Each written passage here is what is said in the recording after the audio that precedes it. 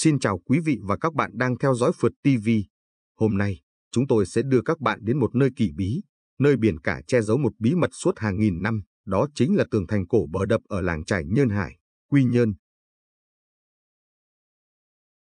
Hãy cùng chiêm ngưỡng qua những thước phim Flycam Phượt TV quay trên cao để thấy rõ hơn công trình tự nhiên hay có thể là nhân tạo mà cho đến nay, khoa học vẫn chưa có lời giải trọn vẹn.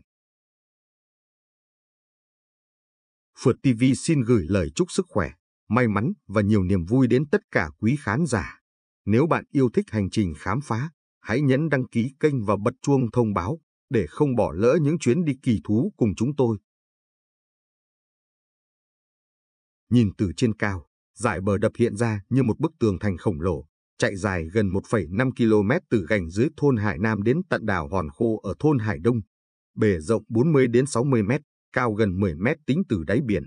Một công trình trải dài giữa làn nước xanh ngọc bích, chỉ lộ diện vào những ngày thủy triều rút sâu, thường rơi vào mùng 1, ngày rằm và khoảng 10 ngày cuối tháng âm lịch. Điều đặc biệt là bề mặt bờ đập khá phẳng, nhưng không liền mạch, mà có những khe ngang như thể bàn tay khổng lồ nào đó đã cố tình ghép từng tảng đá lại với nhau. Hai đầu bờ đập còn để lại khoảng trống, rộng chừng 50 mét, hệt như cổng vào, để ghe thuyền ra vào dễ dàng. Liệu đây có phải là dấu vết của một công trình con người, hay chỉ đơn thuần là sự sắp đặt kỳ diệu của thiên nhiên?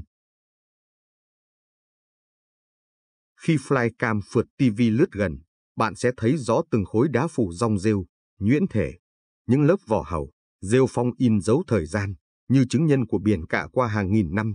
Bên kia bán đảo Phương Mai, ở bãi biển Hải Giang, còn có một dải đá tương tự, tục gọi là dạn cầu. Cả hai như những bức tường đôi, chia cắt bởi dãy núi, ôm lấy những vũng biển hình vòng cung tuyệt đẹp. Các nhà khảo cổ của Viện Khảo cổ học Việt Nam từng lấy mẫu, phân tích niên đại bằng phương pháp C14. Kết quả gây ngạc nhiên, những trầm tích tại bờ đập có tuổi đời từ khoảng 1.000 năm trước công nguyên đến 700 năm sau công nguyên, nghĩa là công trình này đã tồn tại ít nhất 2.000 đến 3.000 năm.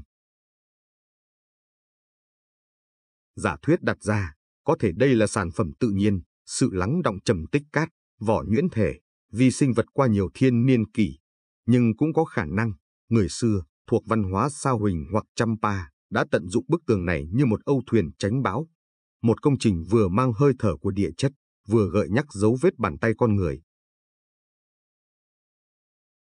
Ngày nay, mỗi khi bờ đập lộ diện, du khách, đặc biệt là giới trẻ, lại đổ về Nhơn Hải để check-in, để tận mắt nhìn thấy tường thành dưới biển chỉ xuất hiện vài ngày mỗi tháng.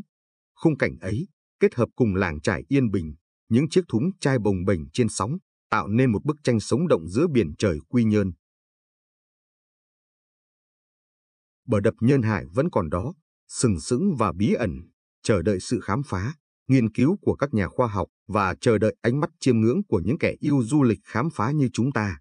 Có thể đây là kỳ quan tự nhiên, cũng có thể là dấu tích nhân tạo đã chìm vào quên lãng, nhưng chắc chắn, nó đã và đang thắp lên niềm tự hào, khơi dậy trí tưởng tượng và niềm đam mê tìm hiểu của biết bao người. Cảm ơn các bạn đã đồng hành cùng Phượt TV trong hành trình hôm nay.